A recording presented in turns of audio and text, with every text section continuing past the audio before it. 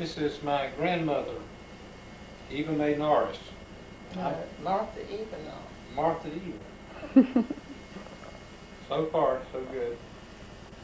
Martha Eva Norris.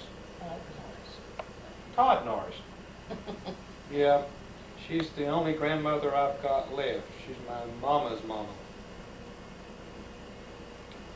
She's going to, well, before I say that, it's now August the 29th, 1996, and she's been with us here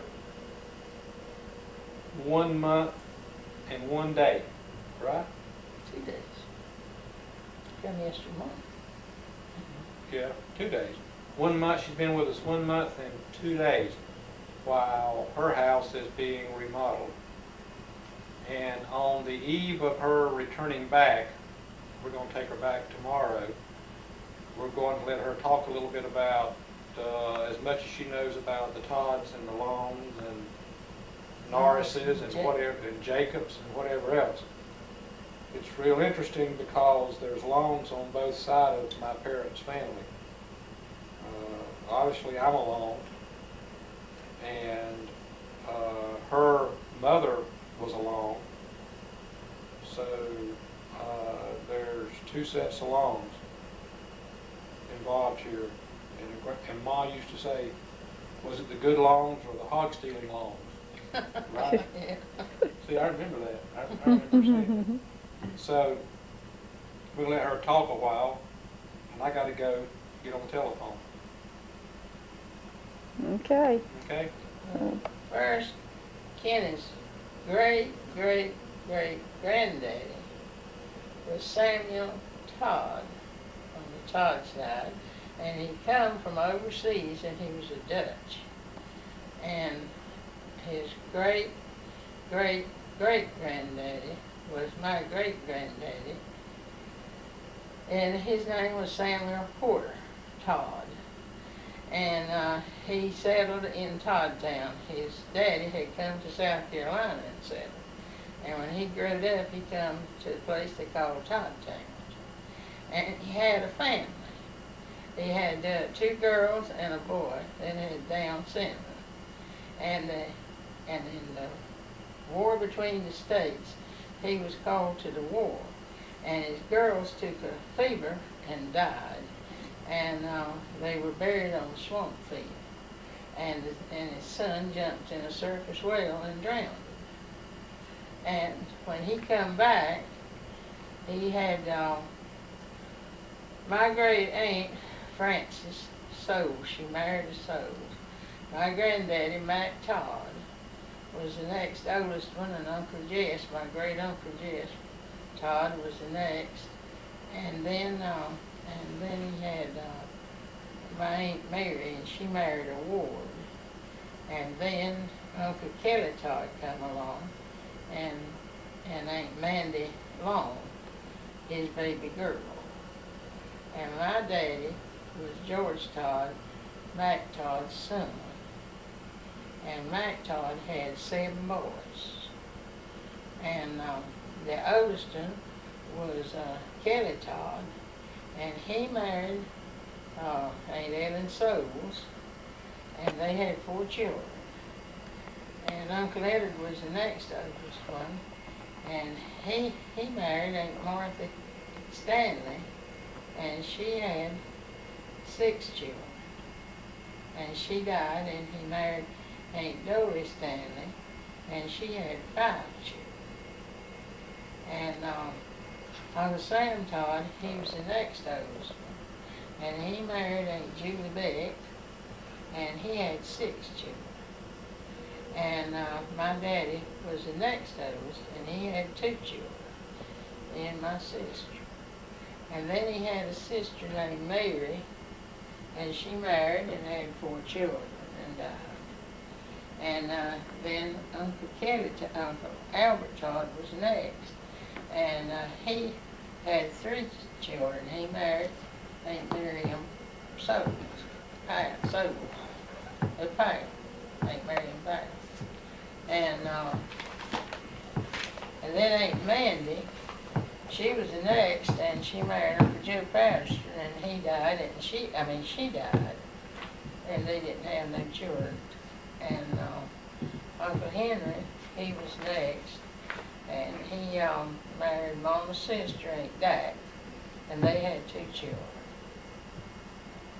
And Uncle Lorenzo was a baby when he married Aunt Lily Ward. She was a Ward, and they had 7 children. And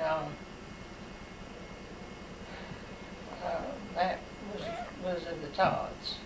And the Longs, my great-granddaddy Long, come here with an old man, Noe Jacobs. And his name, my great-granddaddy's name, was Joseph L. Long. And they never told it until their children was all grown. But they married sisters. They married sisters, and my great-grandmother's name was Betty, and the old man Jacobs, he married her sister Kizzy Bell. So, and my great-granddaddy had 13 children by his first wife, the Souls woman, and she died, and then my grandfather was the baby one of them. And she died, and he married a woman in South Carolina they called Mammy M, and she had 5 children for her. Mammy, M-A-M-M-I-E, something like that? Mammy. Well, I said it, but I can't say it. Mammy. Mammy M? Ma always called her Mammy M. That's what she called her. That's what's on the tombstone, down there at Bethel. And my granddaddy married a Long woman that her daddy, Vince Long, come from overseas with his brothers. He came from overseas with his brother, and he sailed across Mona Swamp, and his brother went to Brunswick County. And whether that was Kenny's granddaddy's people, I don't know. But that's who my grandmother on my Long side was. She was Lennox Long's granddaughter, Lennox Long's daughter, my grandmother was, on the Long side. And if the other one was Wilson's people, I don't know it. But I married Horace Norris, and we had 3 children, Mildred, Joyce, and Tom. And Mildred married Wilson Long, and she had 2 sons, Kenneth and Michael. And Joyce married Rob Ward, and she had 1 son, Tim. And Tommy married Magdalene Smith, and he had 1 daughter, Lisa.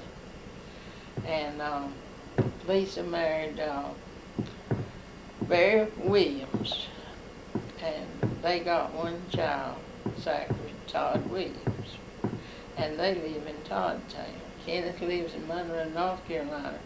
Michael lives in Austin, Texas, and Tim lives in Darlington, South Carolina. And I've got 8 great-grandchildren. And Kenneth was my oldest grandchild.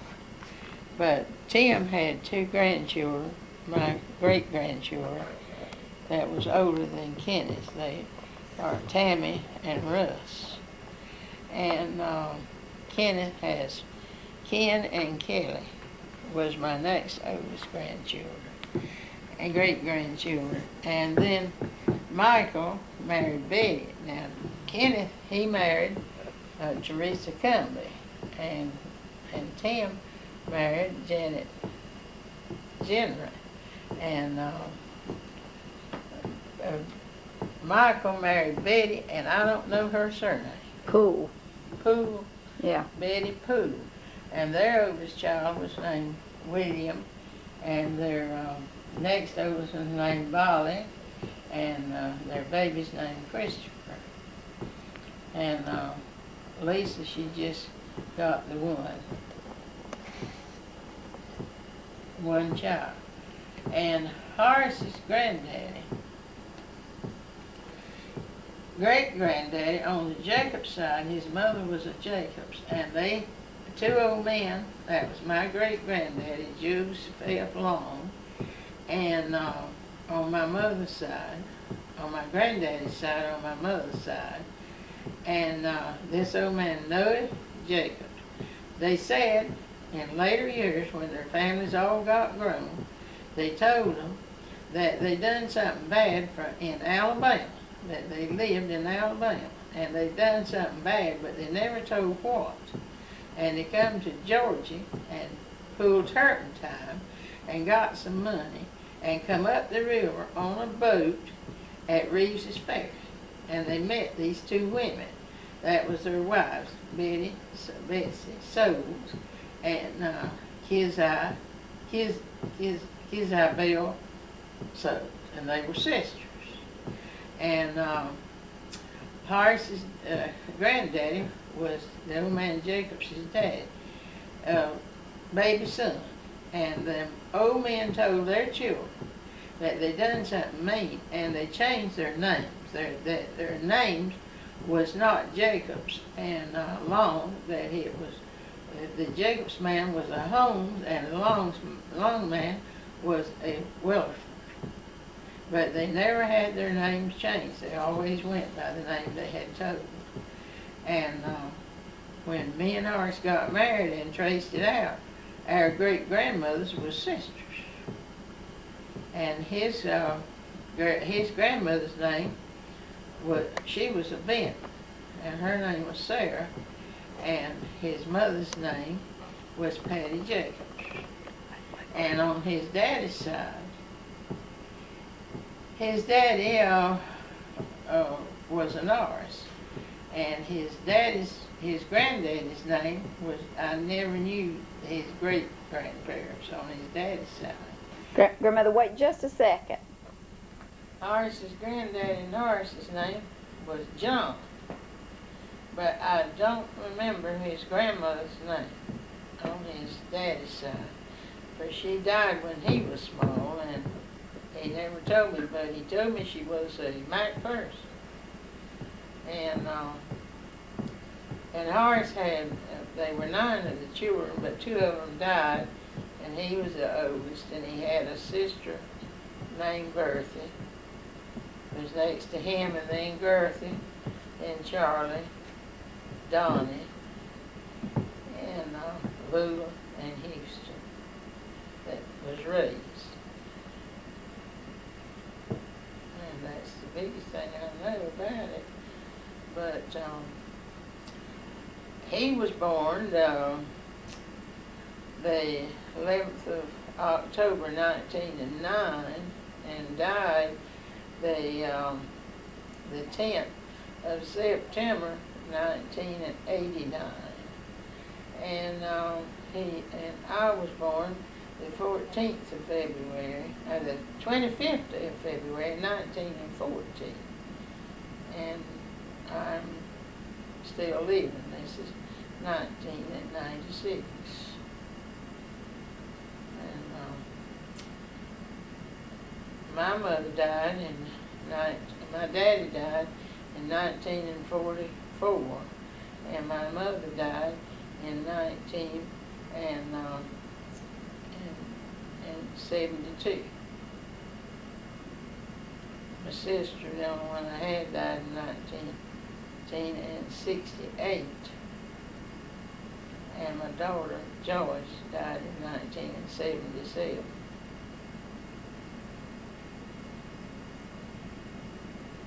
If there's any questions you want to ask.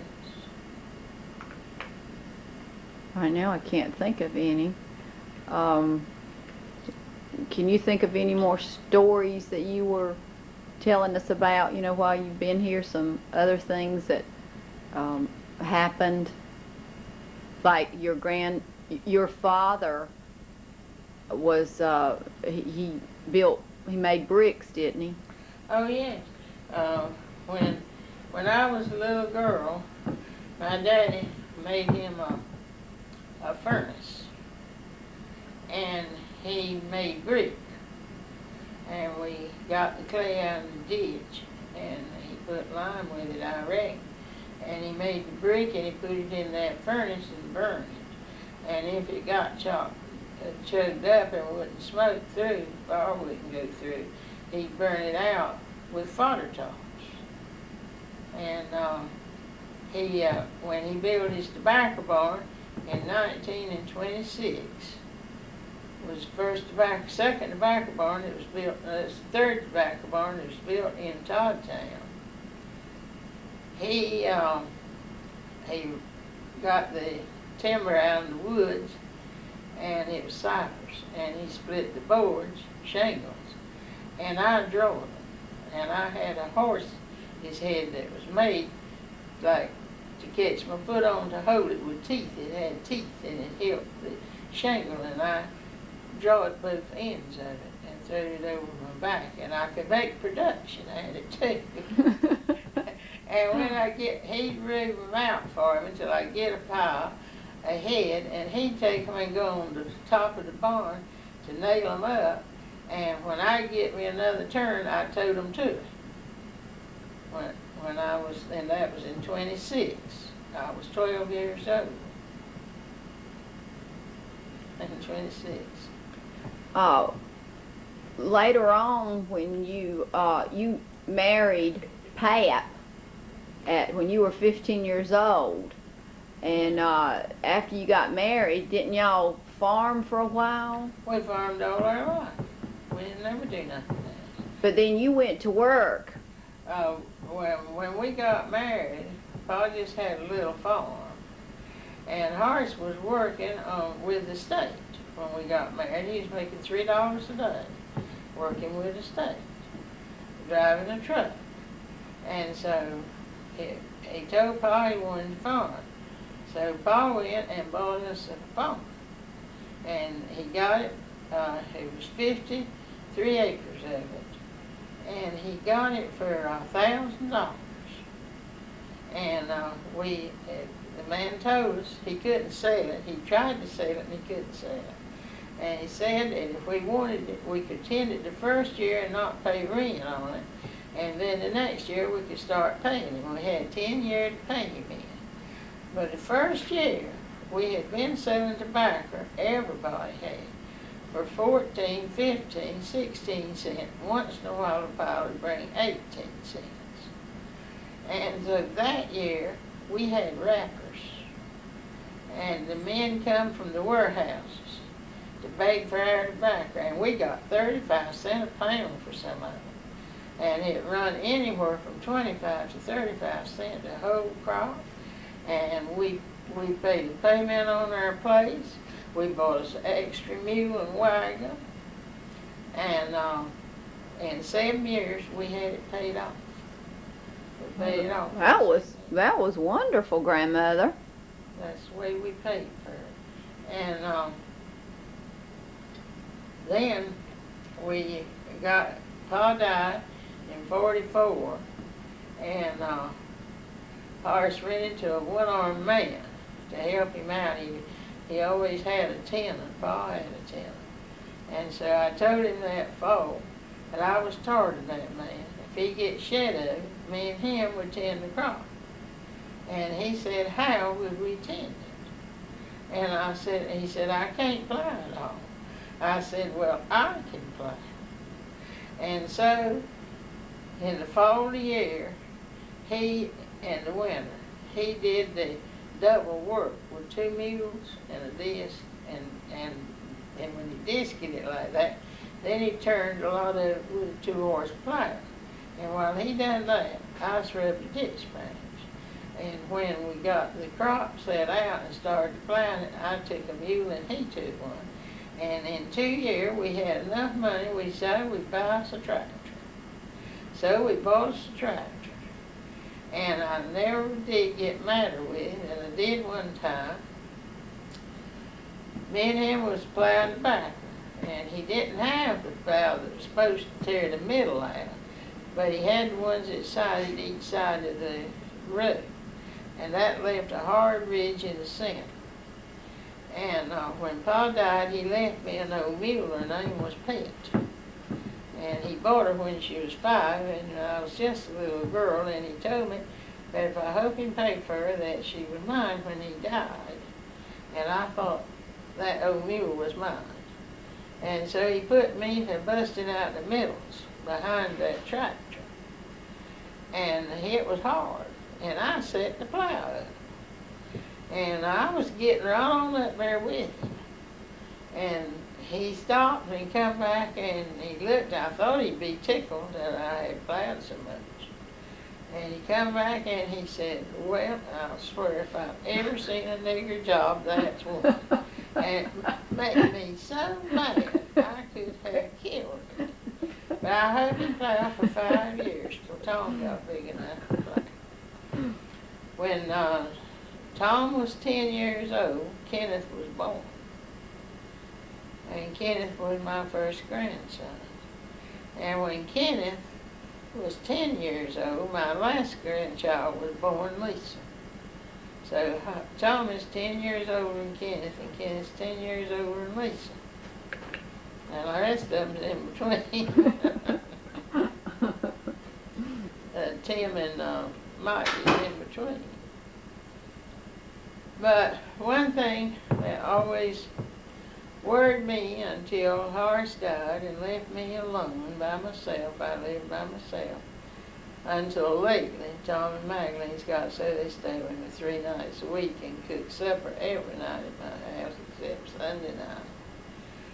But before I sat there by myself and studied these things, when Ma was an invalid for 10 years, and Kenneth was 15, and Lisa was 5, and Mike and Tim was in between them ages, and they would come and they would stay with her, and they'd talk to her, and she'd talk to them, and I thought they were worrying her to death, but they weren't. They were a lot of comforting to her.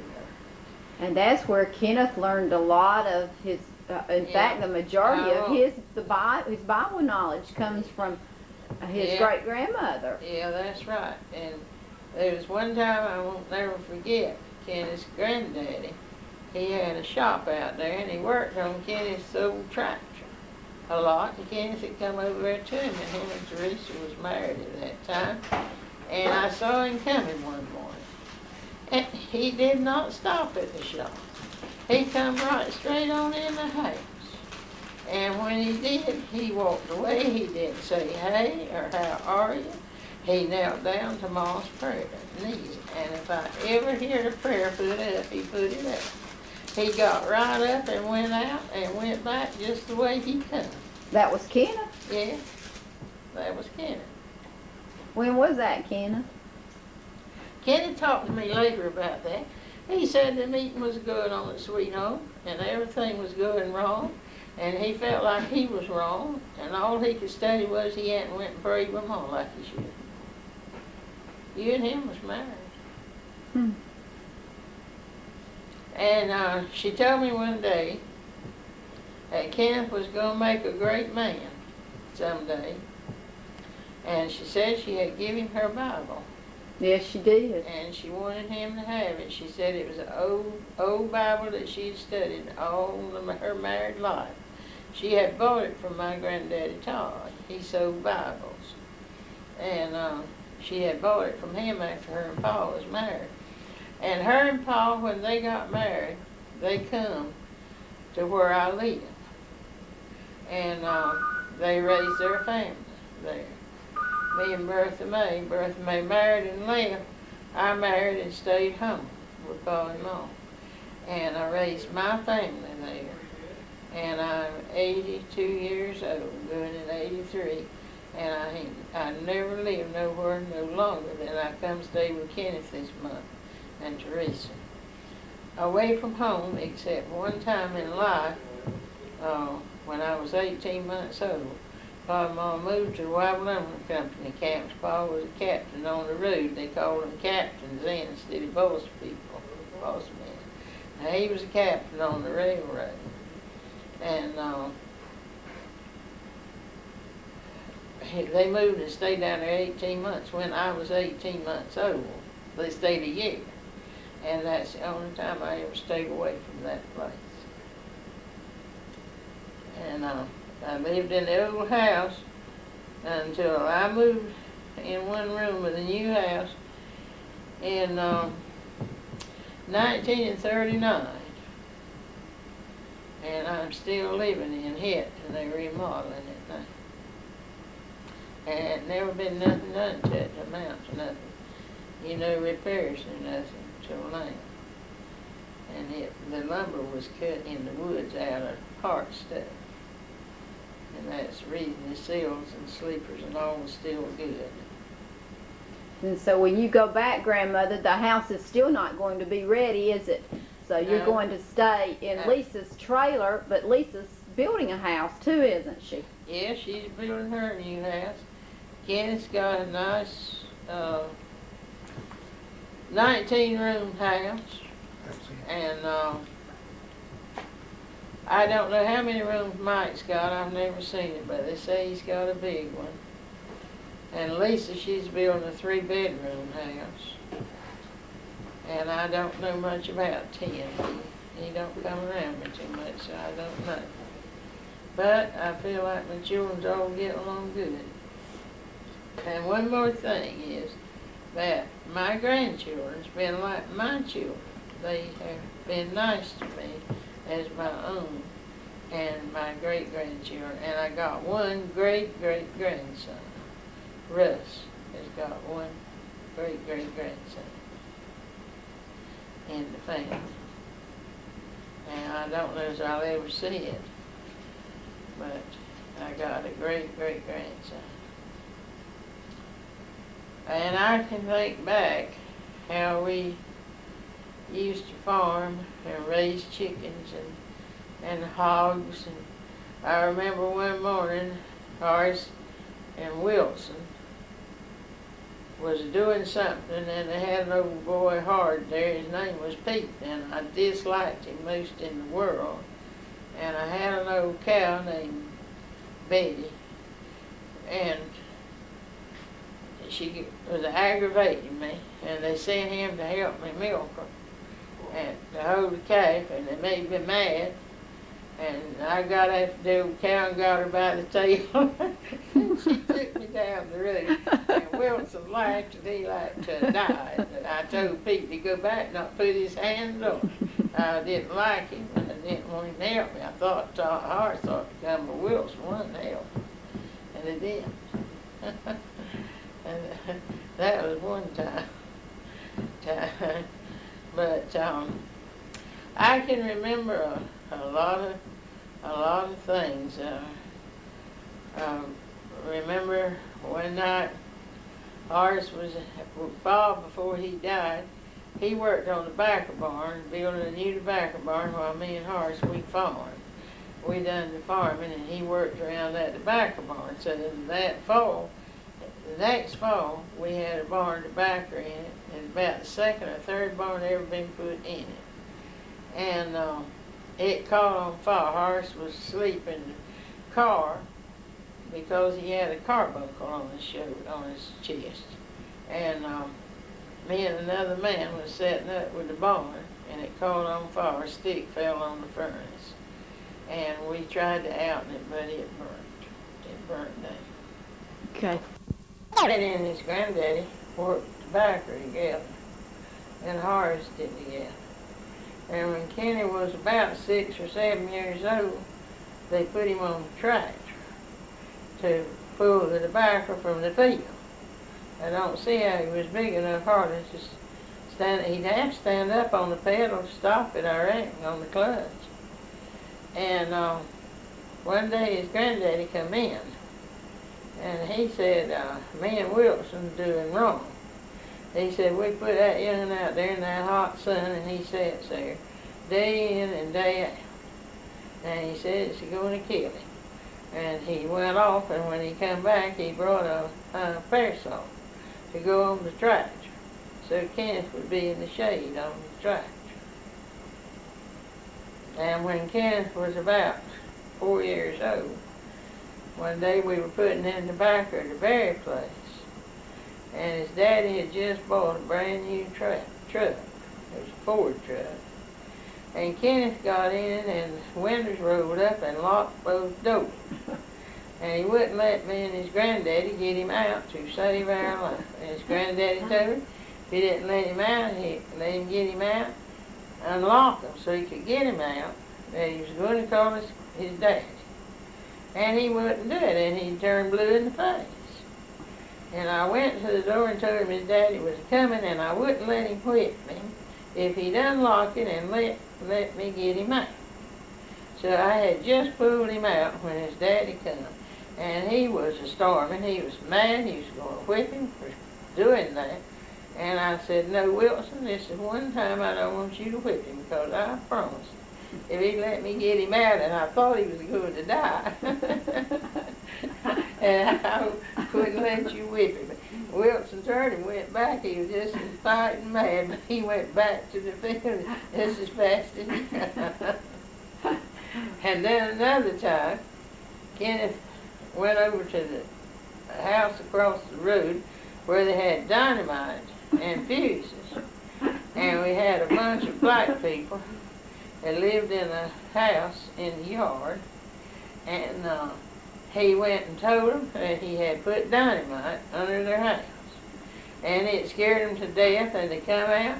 And I don't know who told me this. It was Mildred or Magdalene one, but I believe it was Mildred. Said that the big old fat man come out with a pan of biscuits in his hand. And Wilson come up there and was going to whip him that day. And I said, Wilson, he couldn't have blew it up, for he didn't have the fuse. And he had him scared to death. Kenneth was a tomboy. He was older than any of the rest of them, and they all had to try to do like he said. But there was them three boys, and they were older than Lisa. And I reckon Mike was 6 years older than Lisa. And she was the only little girl in the bunch, but they didn't never hurt her. They never did. And they were all just as dirty as they could be. And Magdalene had dressed her up to take her picture. And she would not let Magdalene take it without taking it with them boys. And they were dirty. But she wouldn't let her take her picture without taking it with them boys. She was, and the horse got him a bunch of rabbit dogs. And on Thanksgiving, he'd take them 4 grandyoungers and go in the woods rabbit hunting. You remember Kenny? Well, I remember Kenneth talking too about his granddaddy taking him to Florida fishing. He did. He's the only one he ever took to Florida. Well, now Tim went, but his daddy and Mammy went too. But Horace carried Kenneth with nothing on the family but him. He carried Kenneth when he was a little boy. Well, Kenneth has some of the same mannerisms that Pat had, doesn't he? Oh, yeah. He's probably one of the more like him than any of the other grandchildren, isn't he? Don't you think so? Or do you think that some of the others are more like Pat? Well, I think that Mike favors him. Yeah, he does. Actually, Mike favors him more Yeah, than I Kenneth think, does. but now I ain't But the been around mannerisms. Mike in late years and years and years. Yeah. But Kenneth has got a lot.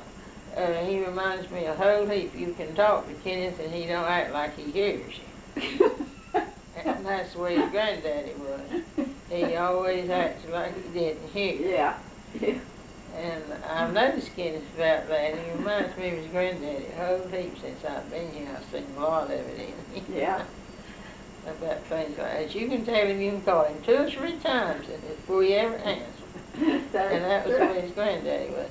But one night, you and Kenneth y'all was living there close to me, and you took Ken and Kelly, and they were just little teeny toddy young ones, over at the house, and we all got to talking. And I had my flour in a flour barrel, a little flour can, and I happened to look, and they were in that flour playing. They were right white in the flour. You the one that cleaned it up. I don't see how you don't remember it. Do you remember it, Kenny? That. I vaguely remember something about it. And Ken come and told me that he was engaged. He was going to get married. And so I decided that I'd make him a placemat set for the table. And I started it, and I didn't like the looks of it. It was 3-ply thread, I found out. And so I told his grandmother I wanted 4-ply thread. And I said, you just as well to get enough to do every one of my great-grandsons. And she did, and got enough to do her one. So I did Kenneth a set. I had already done Kelly and Molly a set and give them to them. And then I done Kenneth one. I give him his first, Ken. And then I did William and Christopher and sent that to them. And then I done Zachary. So I have got them all done. And there was enough left that I done Mildred a set. She said she'd give them to the preacher's wife. Yes, that's right.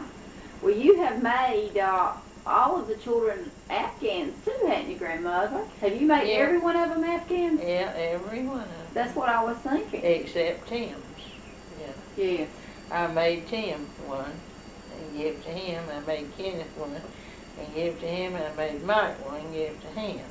And then I made Ken and Kelly one. I made you one. Yes. And then I made William and Molly and Christopher one. And when Zach come along, I made him a blood red one. But I didn't put where I put 4 lines in the barn, I didn't put the 3 lines on his. It's little in the barn.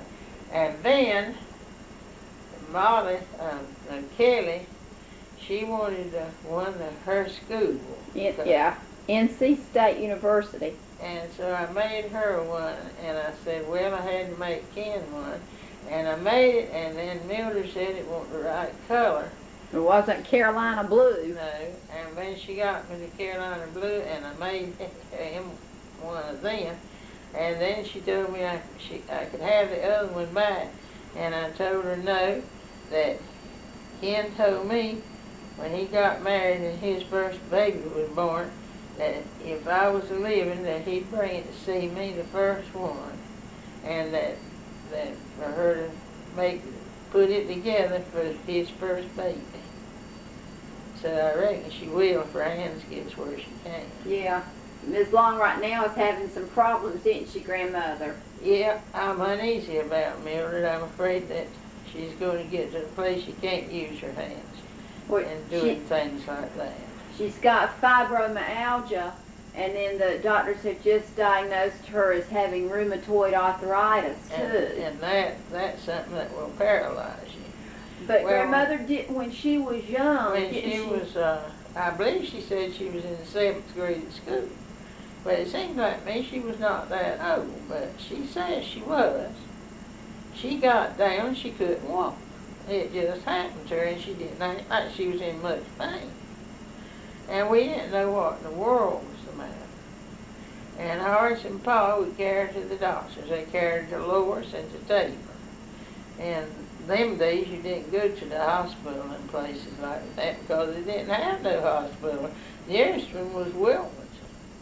And the doctor said that it was that arthritis, inflammatory arthritis. And inflammatory arthritis. Yeah, but at first she did hurt. She hurt at first, but then she quit hurting. But she just couldn't. She forgot really how to walk.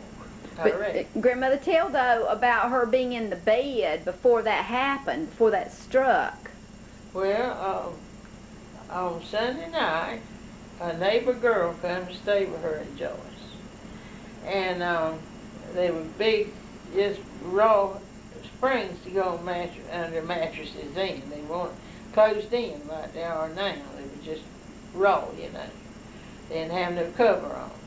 And the young'uns thought there was rats in them. And they got scared. And me and Horace, we were sleeping in the new house, and we didn't know nothing about it. Pa and Ma was sleeping over there with them. And so they got up and told them the rats was in there. Well, Pa and Ma got up and tore the bed down, and they couldn't find them. So the youngest went back to bed, and they went back to bed, and it started again. So they had 2 beds in their room, so they told them to come in there on one of them beds. And so they come in there, and it started then again in that room. The 3 girls were sleeping together, and they could hear it knock on the outside the house. And they got up, they built a fire, and they had a light in there. And Mom said they had brome straw. We went in the woods to cut them days. And she said the brome stood right up on its end. And she said that after a while, she told Mildred, said, you go get in the bed with your granddaddy and I'll sleep with the girls. And said she went and got in the bed with her granddaddy and said that fuss started over there where she was at again. And said when they were did, she said, "Blum it, I mean go and leave me alone. I'm ready to go to sleep." And they never heard it no more. And then she got down and couldn't walk for months. And when she studied at home, and after she got a place she didn't hurt so bad, her daddy would tote her to the bus. And the boys, the big boys on the bus, would tote her in school. And then they'd tote her back to the bus, and he'd meet the bus at the house and bring her in the house. And she made her grade. And when she was always real smart in school, wasn't she, when Grandmother? she was 5 years old, William's school was being built. And Molly's school was the last year they were going to school there. And Bill Ward come out there, and he said, let her go with Lula. That was Horace's sister. And he got Gladys to let Dulabelle go with Violet. And Dulabelle won't be 5 either. And he says it won't hurt them if they don't make no grade this year. He says just help them on next year when we go to the new school. And them stinking little old girls both made their grade and didn't get but A's the whole year through. And she started in the new school in the 2nd grade at 6 years old. And she went to school 12 years, and out of 12 years, she didn't never bring home nothing but A's except 1 B. She brought home 1 B on her report card. That was wonderful. She was a smart young'un in school. What about Joyce and Tom?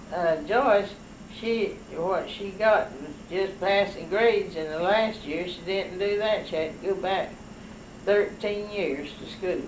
After she got married, she quit. She liked 3 units of finishing, and she got married, and then Tim come along, and she left Rob and come back home and stayed and went to school and made them 3 units.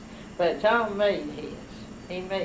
He liked not to make. His homeroom teacher come and said that if he didn't get history, the history teacher on it better was not going to pass it. So Mildred told him he was going to pass it. And Mildred would come over at the house every night, and she'd make him study till bedtime, and then make him put his book under his head before he went to bed and sleep on it. And he passed it. That was good. So he passed. But they weren't there one smart as Mildred was in their books.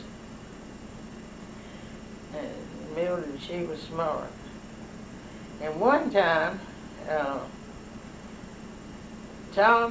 Mildred was out hoeing in the yard. And Tom got mad with her about something, and I reckon she quit hoeing. Anyhow, he picked up the hoe and hit her on the head, and the blood just spun. And Ma said he come running in the house, jumping right straight up and down, said, "Ma, pray for her, Ma, pray for her, she's gonna die, she's gonna die." Ma said she got there, the blood was just a-spinning, and she stopped it. And they scarred her head today from it, I reckon. She got some bad licks on her head. One day Pa and Horace was working on the pump, and they had an old axle standing there, and it fell on her head and knocked her out. She was down around them there, and it just fell and hit her on the head and knocked her out. Well, Kenneth got some licks like that on his head too, didn't he? Didn't he fall, or was that somebody else that fell out of a barn or That something? was me. Was that you that fell out of a barn? I didn't fall, I jumped. I don't know, Kenny might have fell out of one. But I jumped. When I said I believe that's what ailed my eyes today. Oh, that's right. I remember Oh. you telling me about that now. Ma said I crawled up in the loft and I said I'm going to jump. And she said, no you don't, but I jumped. And the lines caught my foot and threw me down head foremost on the hard dirt and knocked me out. So she picked me up and carried me to the house. And lay down, she said she was so nervous she was about to die after she got me to. And I got up and jumped up and down on the bed and went off on my head again and knocked my breath out again. And then she said one time, I don't remember it, but we had a place we called Saffron Thicket off from the house. We lived down in the field at that time before we moved the house on the road. And she carried me with a bucket of slops to feed the hogs, and she fed them, and she was going back to get another, and she stood me up on top of the, it's a wonder the hogs hadn't eaten me. And she stood me up on top of the shelter of the hog pen, and it was right up against a pine tree. Yeah. And she went back to get a bucket of slops. And while she was gone, I decided I'd climb the tree. And so I got up there and got on a rotten limb and fell. And she said that it looked like the whole side of my face was tore off. Ooh. She said she come back and she picked me up and she started to grandpa's. And she said, well, Pa'd come, he'd be scared to death, and she was gone. And so she said she took me and went back to the house and waited for him to come. What do you remember, Grandmother, when Kenneth and I believe it was like right when we first got married, and you know, you've got that pond right across from your house, and we would go there and fish. And do you remember when we were fishing? When I caught a fish one time, and I was yelling so loud because I was so excited that you came out. You wanted to know if somebody was falling in. You thought we'd fallen in the water. Yeah, I was scared. I'm scared to death. Them old ponds right on. I am absolutely scared. Wasn't it that barn close by there too that you said that caught on fire one time and Kenneth helped put it out? Yeah. Magdalene and Tom got out there and burnt some trash. And they went to the house, and I happened to look out, and the smoke was coming out at the top of the barn. And so me and them and Horace all went, and Tom and Horace was trying to go up inside the barn, and me and Magdalene, she was dipping the water up. And I don't remember, but I believe Horace run got Kenneth. And when he come, Magdalene was dipping the water up out of the pond, and I was toting it to the barn. And Kenneth went and jumped up on the shelter, and I handed him the water, and he went on top and climbed like a rabbit, right on up like a rat, going up on top of that barn. And he outed it. If he hadn't outed it, it would have burnt. And that old barn's standing there today. Well, Lisa and Barry's house is right in front of it, isn't it? The side of it. Right beside of it. Are they going to leave the barn there? No, they're going to tear it down because the back of it's rotten and it's about to fall down. Is it? They're going to tear it down. It ain't on their land. Tom just gave them 2 acres and a half across there. Oh, okay. But it's not on their land, it's on our land, but Tom's going to have it tore down. He's got to make him some more shelter somewhere else. But he's going to tear the barn because what happened now, the old barn will never rot. When Pa, he done a foolish thing. It looks like as old and sensible as he was. He wouldn't have done that. But he had some timbers cut. And while they was sawing it, he'd pick out, they called them box spacings. And they were fat lighters. Uh-huh. And he would turn the bottom of that fat lighter down to the bottom of the barn. And one day Mildred was in there and the tar would draw out, you know, when the heat in there, yeah. The tar would draw out. And she was in there picking her off some of it to eat. And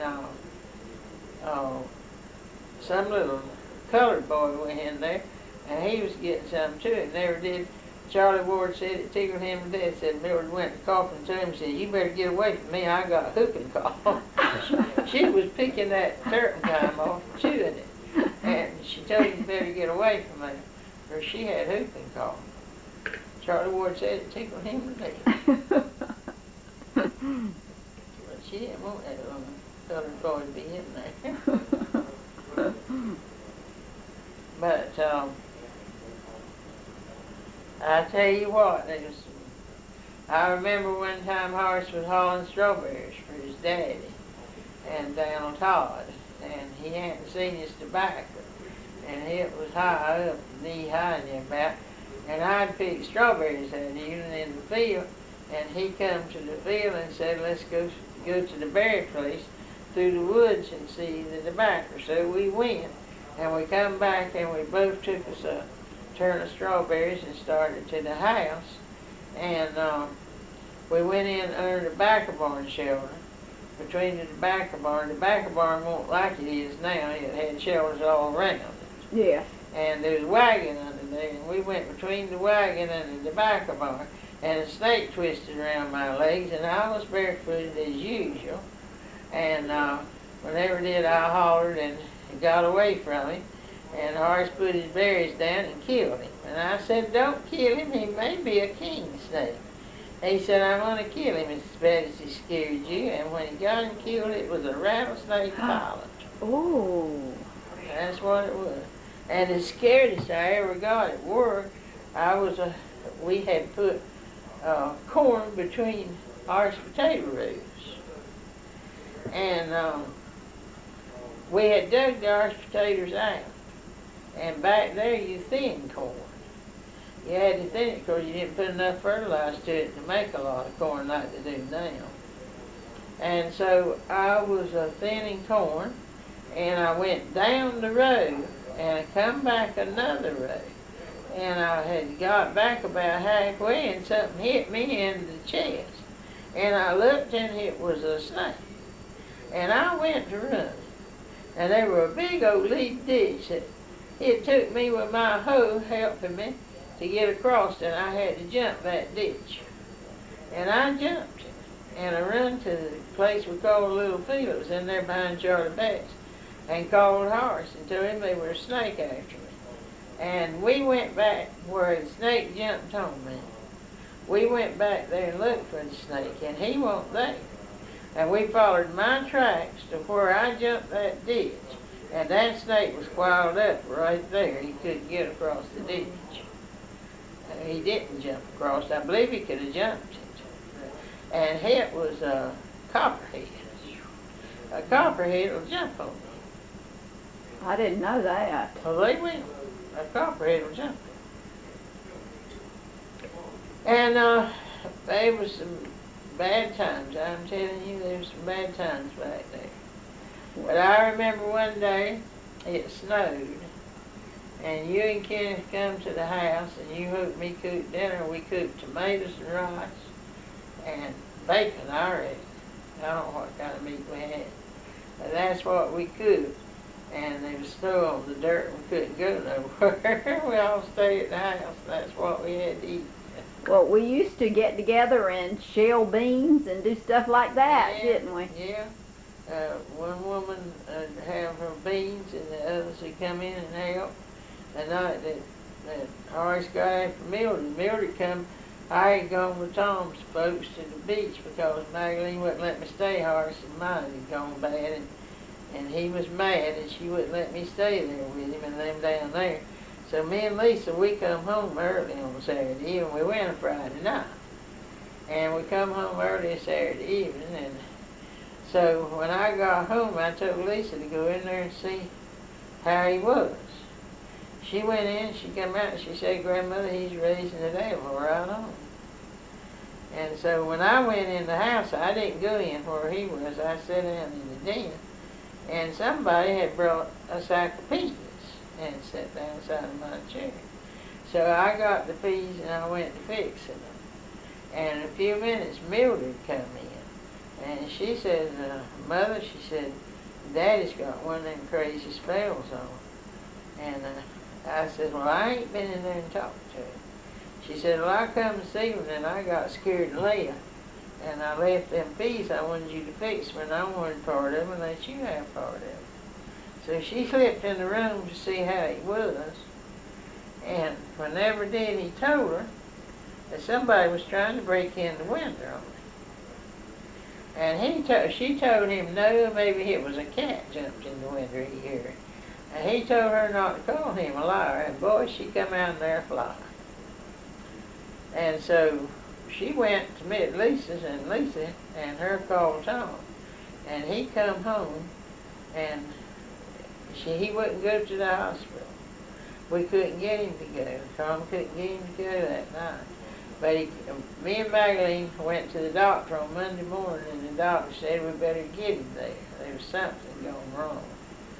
And so we come back home, and he had it wrote for us to carry him right on in. We didn't have to do him to carry him in the hospital. And Donnie come, Horace's brother, and he helped us get him in the car. And when we got there, they got him out in the chair and carried him in. And he had walking pneumonia. Ooh. He had walking pneumonia, and his mind was gone, and we had a time. Well, Grandmother, we've only got 3 minutes, so we need to finish it up. Is there anything in particular that you want to say to any of your family members? Well, all I got to say is that when I lie down at night, I pray for each and every one, and I love them all alike. And the boys, the boys married the girls, I love them just like I do them. And Lisa married Barry, and I love him like I do her. And I love my great-grandchildren when they come along. I love them too, and they respect me. They're nice to me as they can be. Ken and Kelly both treated me real nice since I was here with them. Ken, he'd start and Kelly somewhere, and they'd come to me and ask me if there was anything I wanted them to get me or anything. They've been real nice to me. And Teresa and Kenneth, they've really been nice to me and helped me stay away from me. I ain't got nowhere to sleep at home. And so I got to go to Lisa now and stay with her a while till they can get the house fixed so that I can get back at home. But you're going to appreciate Tom and Maggie fixing your house once you get in there and you get used to it, Grandmother. I don't know. I had to learn this house, so I can't hardly see. I had to learn to get around, and I have to learn Lisa's trailer till I get there.